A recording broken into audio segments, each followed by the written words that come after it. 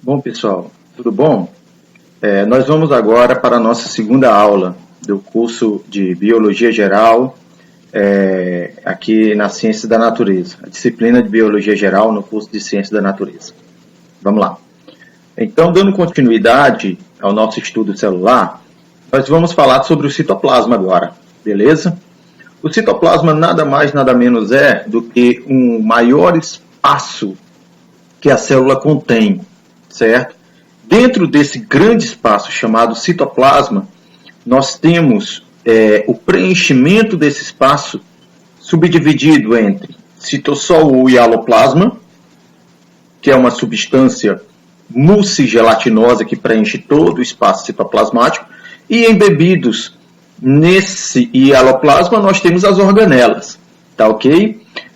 As organelas, como a gente já falou para vocês, a célula em si, ela é a menor parte viva do organismo, beleza? Se ela é a menor parte viva, então, consequentemente, ela tem o seu ciclo de vida, ou ciclo celular. Para realizar um ciclo de vida, ela tem que necessariamente realizar atividades vitais, como comer, reproduzir-se, respirar. Para realizar essas atividades vitais, ela necessita de órgãos, ou orgânulos, ou organelas, tá certo? Dentre essas organelas, nós temos alguns exemplos citados aqui. Citoesqueleto, centrossomos, cílios, flagelos, ribossomos, poliribossomos, retículos endoplasmáticos, seja liso ou rugoso, complexo de Golgi ou Golgiense, lisósomos, peroxomos e mitocôndrias, entre outros. São apenas alguns exemplos. Bom, vamos dar início aqui pelo citoesqueleto. O citoesqueleto, na verdade, ele é uma rede que mantém a forma e o movimento da célula. Essa rede é observada apenas por microscópio eletrônico, ok, galera? Responsável por movimentos celulares, contração, formação de pseudópodos, os pseudópodos que são muito importantes nas projeções celulares, tá certo? Com a finalidade de deslocamento, de captura de alimento através do processo da fagocitose, certo? Aquele transportezinho em bloco lá, fagocitose, é um dos transportes em bloco que nós temos realizados pela membrana, beleza? Também com a finalidade, a fagocitose, além de alimentar a célula, proteger também a célula, tá certo? Deslocamentos intracelulares de organelas, cromossomos, vesículas e grânulos de secreção. O citoesqueleto também estabelece a estreita relação entre células e a matriz extracelular. A constituição do citoesqueleto ela é basicamente feita por filamentos e por microtúbulos, beleza? Os filamentos, vamos começar por esses daqui, os filamentos mais finos, filamentos de actina e os microfilamentos, que eles possuem de 6 a 8 nanômetros. Já os filamentos intermediários possuem até 10 nanômetros. Né? Nós temos alguns exemplos aqui. Por exemplo, a queratina é um filamento intermediário que pertence às células epiteliais. Beleza? Neurofilamentos estão presentes nos neurônios. A desmina, muito presente em músculos. A viamentina, presente também no tecido conjuntivo.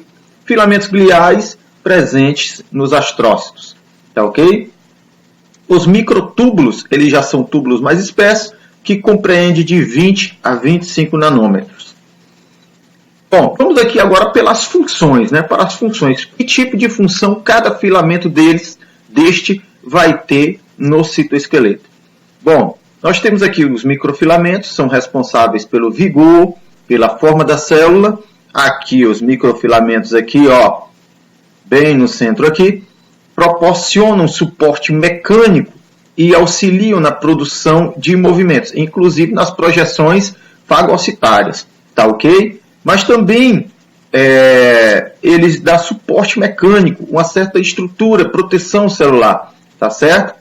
Os filamentos intermediários, eles ajudam a manter as organelas e o núcleo em seu devido lugar. Olha aqui os filamentos intermediários. As irradiações dos filamentos intermediários, eles são responsáveis por organizar as organelas ao redor do núcleo aqui, dispersos no hialoplasma dentro do citoplasma, e também por manter o núcleo aqui no seu devido lugar, beleza? Os microtúbulos contribuem para a forma da célula, está aqui os microtúbulos, são responsáveis pelos movimentos dos cílios e flagelos e agem no movimento das organelas, principalmente dos cromossomos, na época da divisão celular. Assunto que a gente posteriormente também vai conhecer um pouquinho mais. Aqui uma fotografia eletrônica aqui, né, de um microscópio eletrônico, demonstrando aqui os microfilamentos, microtúbulos, tá certo? Sejam os filamentos intermediários ou de actina. E aqui nós temos também uma microfotografia mostrando toda a rede do citoesqueleto em uma célula, beleza? Aqui interiormente, aqui, mais ao centro, o núcleo celular. Centrossomos. Centrossomos fica localizado próximo ao núcleo, formado por centríolos pareados e material pericentriolar, tubulinas que auxiliam na mitose. Basicamente, os centrossomos, que é formado pelos centrômeros, ele vai auxiliar exclusivamente, praticamente, na questão da divisão celular, tá certo? Na mitose e na meiose. Esses assuntos também, posteriormente, a gente vai observar com maior detalhe. Cílios e flagelos. Cílios são projeções curtas, semelhante a pelos, impulsionam os fluidos, né, bem presente em pulmões, tubas uterinas, a partir de células ancoradas, beleza? Os cílios, eles vão ter uma função básica de filtragem também, além de movimentação de algumas partículas, né? O óvulo, por exemplo, ele é deslocado desde o ovário até o útero pelas trompas de Falópio. As trompas de Falópio, internamente, elas são preenchidas por cílios, que vão varrendo o óvulo até cair no núcleo, no útero, perdão. Os flagelos, eles são mais longos que os cílios, e eles movimentam, ou têm a capacidade, até por serem mais longos, de movimentarem a célula inteira. Um exemplo bem claro são os espermatozoides, né? Quem nunca chegou a ver uma figura, um desenho ou uma imagem daquela cauda do espermatozoide? Aquilo dali é um grande flagelo. E basicamente a função dele é promover o movimento, o deslocamento de toda a célula, né, que vai de encontro, no caso dos espermatozoides, até o óvulo. Beleza? Os flagelos também são muito importantes. Existem algumas células que realizam esses movimentos através de flagelo também para captura de alimentos. Mas esse é mais um detalhe que posteriormente também a gente vai poder ver. Os ribossomos são compostos de duas subunidades que contêm RNA, seja RNA ribossômico, né, com proteínas, podendo estar livre no citossol ou ligado ao retículo endoplasmático rugoso. Os ribossomos, eles vão estar diretamente ligados aos retículos ao retículo endoplasmático rugoso. Na verdade, eles são sintetizados no núcleo, né? Quando saem, eles são ativados. Eles se tornam funcionais e atuam assim junto ao retículo endoplasmático rugoso na síntese de aminoácido e na produção consequente de que, galera? Ó, proteínas. Proteínas são macromoléculas responsáveis pela construção celular. Daí a grande importância do nosso amigo ribossomo. Nós temos também os retículos endoplasmáticos, né? Que na verdade são labirintos de espaços inclusos em membranas dobradas que atuam no transporte intracelular. Nós temos dois tipos de retículo endoplasmático. Nós temos o liso e o rugoso, beleza?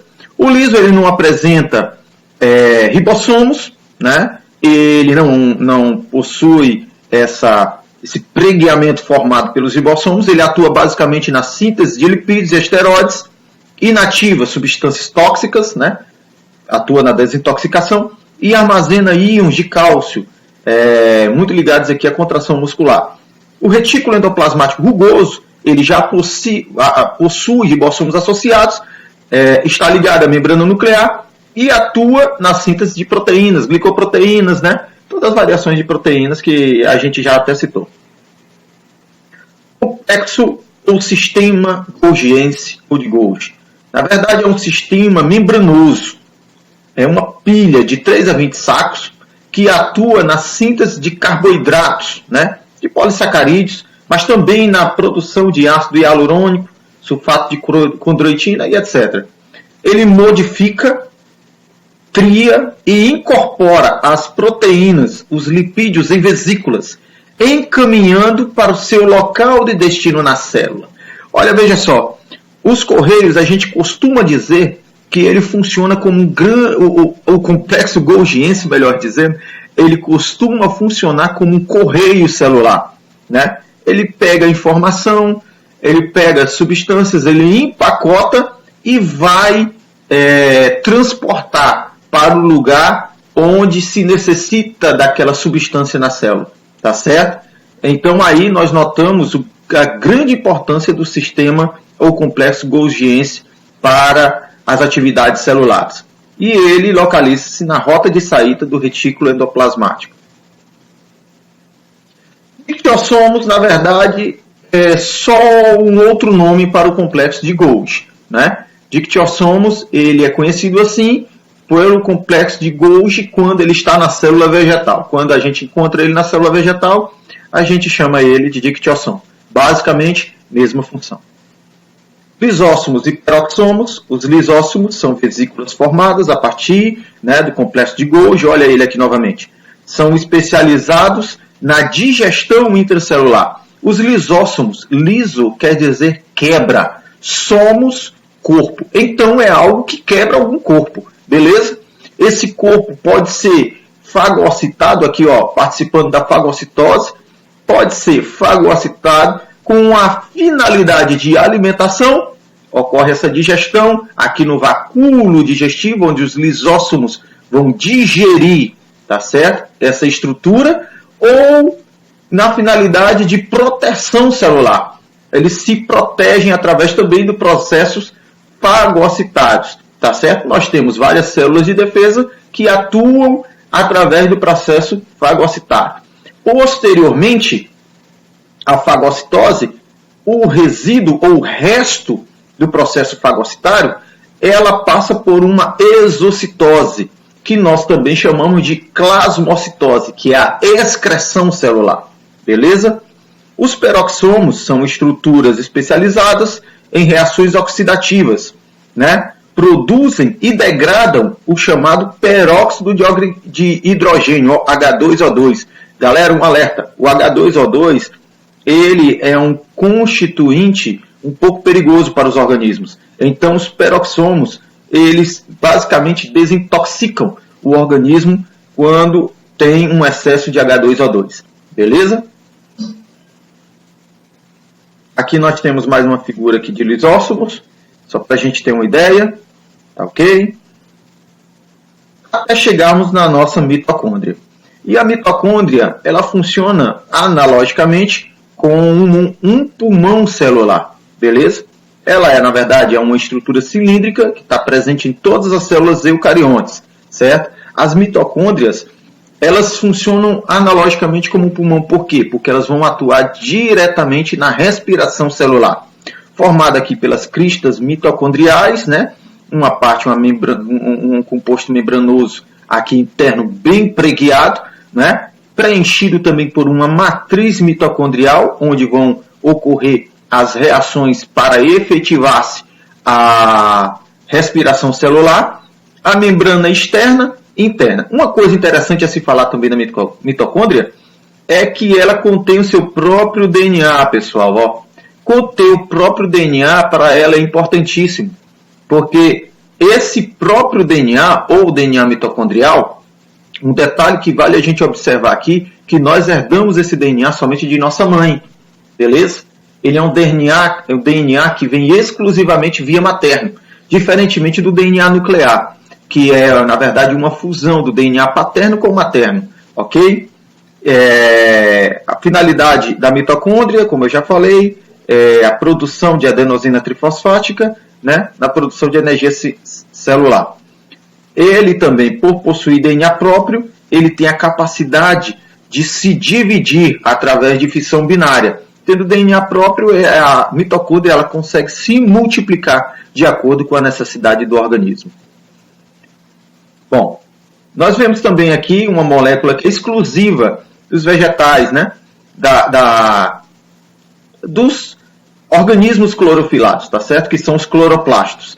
Cloro significa verde, plasto, beleza?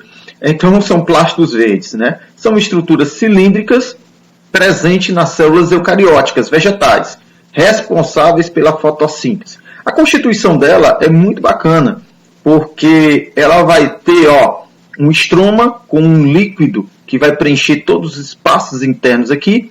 Nós temos o tilacoide, que é uma moedazinha de clorofila, tá certo? Pigmento importantíssimo na fotossíntese. E empilhado aqui os tilacoides, nós temos o que nós chamamos, um conjunto de tilacoides, grana, tá certo? E aqui, posteriormente, uma membrana interna e a externa. Bom, pessoal, então esse é o nosso fim da segunda aula e a gente se vê na terceira aula, se Deus quiser. Grande abraço a todos. Até mais.